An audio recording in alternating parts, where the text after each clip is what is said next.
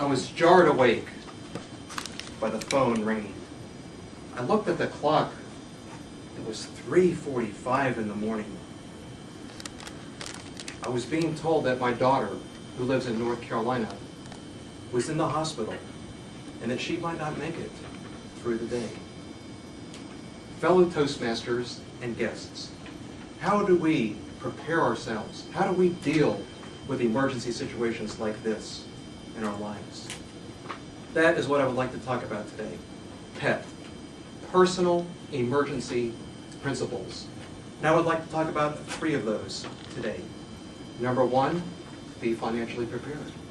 Number 2, have a support system. And number 3, take care of yourself. First, as we face emergency situations, we need to be financially prepared. I don't know about you, but every time that I have encountered an emergency situation, I needed cash ready at hand. Whether it was an appliance repair, whether it was a car that needed a significant upgrade, or whether it was a very last-minute trip out of town. All of those need ready, available cash. Now, financial advisors, they recommend that we have 3 to 6 months of living expenses set aside for emergencies. Now, I don't know about you, but when I look at my finances, I don't have nearly that amount of savings set aside. So I've had to step back and look at my finances to figure out how I might add additional savings so that I might be ready for emergency situations. Number 2, in emergency situations, we need a support system. Now, like that support systems come in many different shapes and sizes.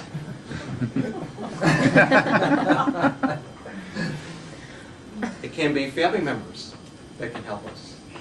It can be friends and neighbors that can help us watch the pets, water the plants, or take in our mail if we're going to be out of town for a time.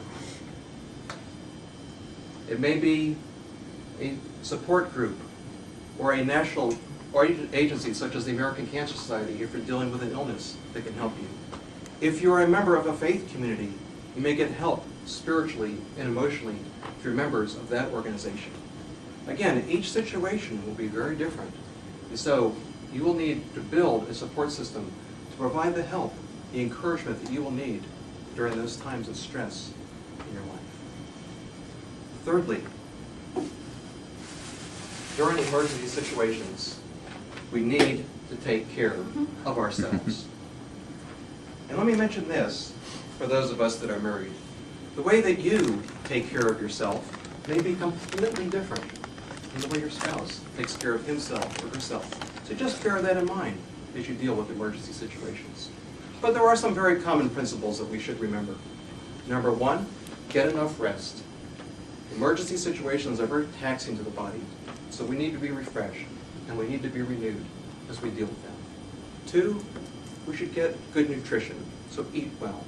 Not just something out of a box, not just something in a drive-through, but get something good and nutritious to give you the strength and the stamina that you need. And 3, take a break when you need it, especially if we're dealing with a long-term illness. It's okay to take a break. Get away for a while, and then come back when you're more refreshed. Some of the things that I like to do, I like to exercise, or sometimes I just like to take a walk, kind of clear my head, pray and meditate for a while, and then when I'm more focused, then I can come back. Remember this principle. When your output exceeds your input, your upkeep will become your downfall.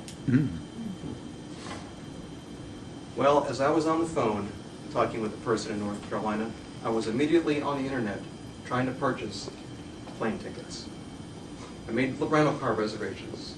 I called the pet sitter, and she was going to take care of the pets, bring in our mail, water the pets. I'm sorry, water the plants. She could water the pets too. She also, church just to the airport, because we did not know how long we were going to be away. While we were there, friends of the family supported us very well during that time. We also had family members that had been through a very similar situation that were of great help to us during that time. We took time away sometimes. We even went out for a funny movie one night. The hospital where my daughter was at had an excellent cafeteria, and they were able to get great nutrition there. I'm happy to report that my daughter came through just fine and returned to a state of normalcy. Fellow Toastmasters and guests, I hope we will remember these principles as we deal with emergency situations in our lives. That we will be financially prepared, that we will have that support system, and we will take care of ourselves. Mr. Toastmaster.